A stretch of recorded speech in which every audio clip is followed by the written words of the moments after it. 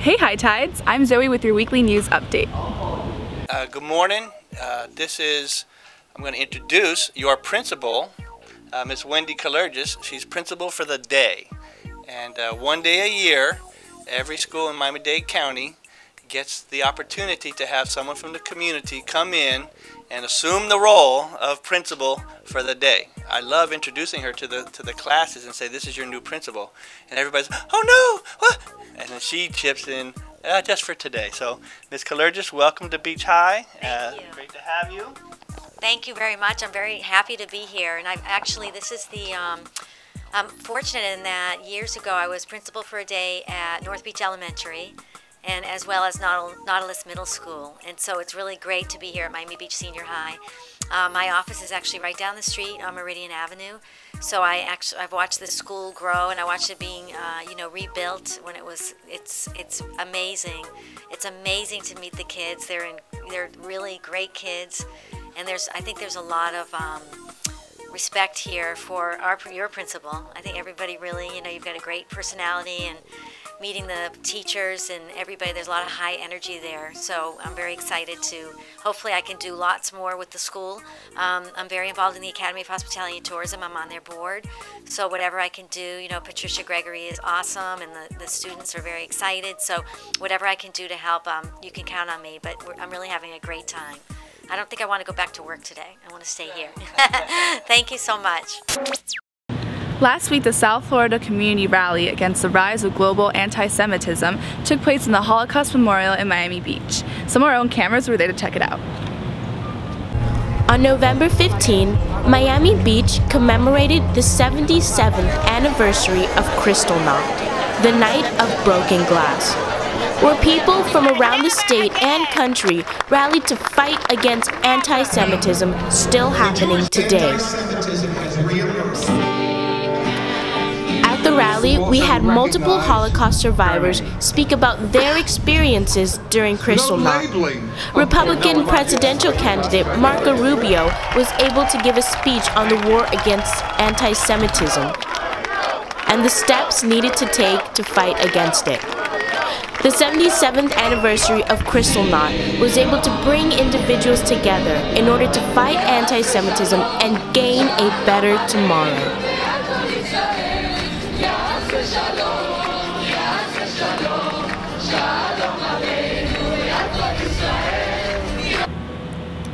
An event to remember. Now we're going to hear from the Rookie Teacher of the Year. Hey High Tides, Zoe here. I'm with Rookie Teacher of the Year, Miss Balgobin. Well, I'm originally from Trinidad and Tobago, and I moved here when I was 21. Did college, fell in love with it, stayed, and now I work as a therapist and as a full-time psychology teacher at Miami Beach Senior High. So what made you get into teaching? Well, when I was at Barry, I was a resident assistant, and I would be in charge of the halls and helping the freshmen feel comfortable and helping them around college campus. And I noticed a lot of them had trouble adjusting to the college life. So I was a bit curious as to why that was happening. Becoming a teaching assistant during my graduate studies, also at Barry University, I noticed grading papers, pretty much like what I'm doing now. I noticed there was a disconnect also with the writing and the critical thinking. So when this job fell into my lap, I said, this is my moment, this is my opportunity to get in there and try to figure out how can I bridge the gap and how can I help them be more college ready. I've been teaching here for 3 years. This is my 3rd year and loving it. What makes Beach High unique?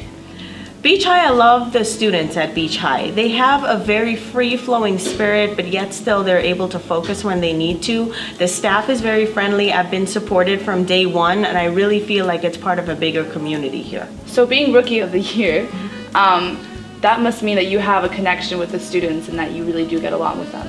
Yes, I really do think that I connect with my students. My teaching style is a little bit different. I really use a college level style of teaching, but I try to keep my classroom really engaged, and I really try to promote honesty and confidence so that my students don't only depend on me for answers, but they also have the confidence within themselves to teach me a lesson, which shows that they know the material and they're able to explain it to someone, anyone who is from a non-psychological background as well. What would you say would be your favorite thing about teaching here?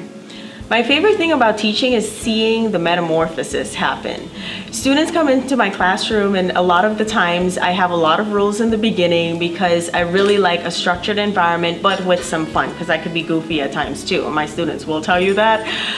But really and truly seeing the students come in and, you know, not being as prepared for my class as they probably think they were, and then really learning some of the psychology, applying it to their life, and then in the end, them, you know, emailing me on the weekend saying, Miss, I looked at this movie and I knew what they were doing, and oh my gosh, Miss, you're totally doing, you know, this or that from the chapter. And that lets me know that they're not only enjoying it, they're integrating it. So now they're living psychology, and that's what all of us do. Psych is life. So have you had any other students that have graduated and gone into psychology?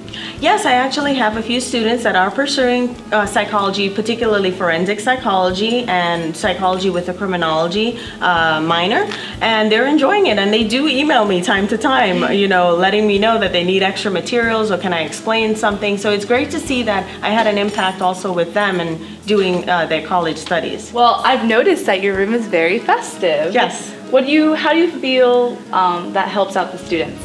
I'm very big into ambience and the mood. I definitely think that not only personality transpires in terms of making someone feel really good or really bad, but even the vibe of the room, certain colors invoke certain feelings, just changing it. My students will come in and they will let me know, Miss, the season has changed, what's happening to your decorations? And I'll be like, okay, I was busy, can you help me? And they usually pitch in and help me a lot. And a lot of the kids, because the room is vibrant and bright, they also come in with a more vibrant and bright personality, ready to learn. And you know, I try to open my windows, some of that natural lighting, so that we can really get stuff done. So if you have a message or anything to tell your students, what would it be? I would definitely tell them that don't be afraid of failure. Failure is definitely something that's necessary for us to see where we need to improve and how we can grow. The problem is not failure, the problem is what we do after we fail. And we're always going to be learning new things about ourselves, so we can't be afraid to try. But we have to make sure that when we are trying, that we are giving it our best, because we can't do better than our best. Well, that's all for now. Thank you so much for your time. Not a problem. Bye. Bye. I believe it's already that time of year again. Time to eat turkey, or maybe not. Let's talk Thanksgiving. Thanksgiving is a holiday established by President Lincoln in 1863. But do we know what Thanksgiving is? It's a good holiday, you know. Yeah, well, there's more than that. Assuming that none of you know, the original Thanksgiving was a 3-day feast that took place in 1621 between the Pilgrims who sailed to this country aboard the Mayflower and the Aborigines. The winter previous to the celebration had been devastating, and more than 50 pilgrims of the original 102 had died. The year that followed the harvest was successful, so the 46 remaining pilgrims and 91 natives who helped the pilgrims survive and settle decided to have a 3-day long feast to thank for the convenient times. That is a tradition, and as usual, we decided to ask around what our thoughts were and what we did on Thanksgiving. It's cool. It's cool. I like it. It's full of food, time with family. It's a great time, like my family comes together. My family always has a great dinner. There's always lots of family that comes down. My thoughts on Thanksgiving is food. Eat. I watch the football game, I wait for my mom to cook, invite my friends over, watch a movie and eat the food. Thanksgiving, you know, straight ball day, you know, chilling with my gang, you know. Okay, so yeah, that's a tradition, a dinner with the family, and thank for the good times. So let's hear what we eat on Thanksgiving. Most people would say turkey. Turkey. Turkey. Turkey. Turkey. Pork. I hate turkey. Vegetables, yeah. Actually, we don't have turkey or that. We have ribs because we're really weird and I really like ribs. Not me, I like the goodies. I like the sweet stuff, the pumpkin pie, sweet potato pies. I like the cranberry sauces. I like stuff like green bean casserole. Green bean casserole. That is a Thanksgiving dish. Part of the supposed original menu wasn't on the tradition.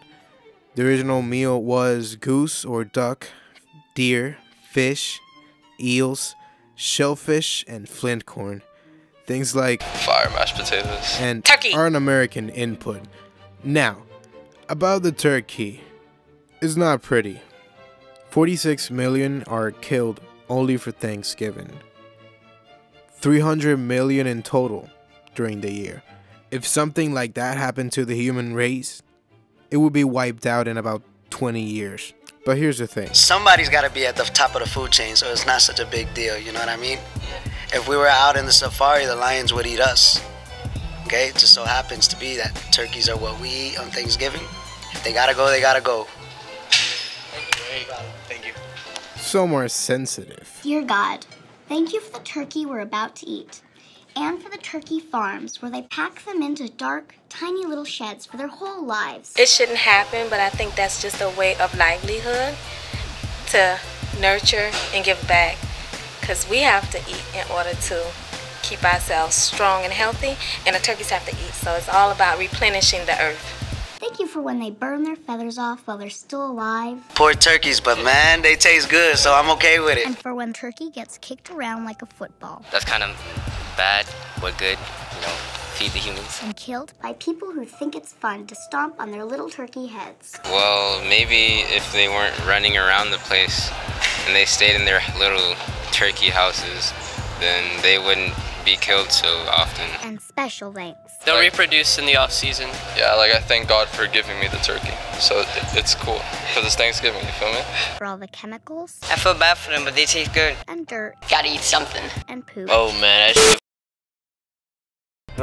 That's in the turkey we're about to eat. Oh, and thank you for rainbows.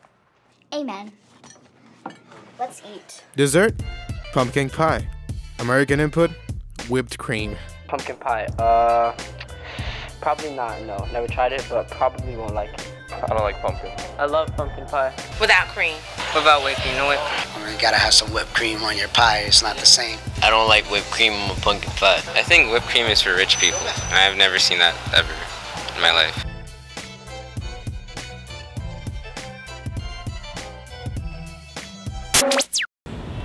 High Tides, we hope you have a great holiday. Be safe and don't eat too much.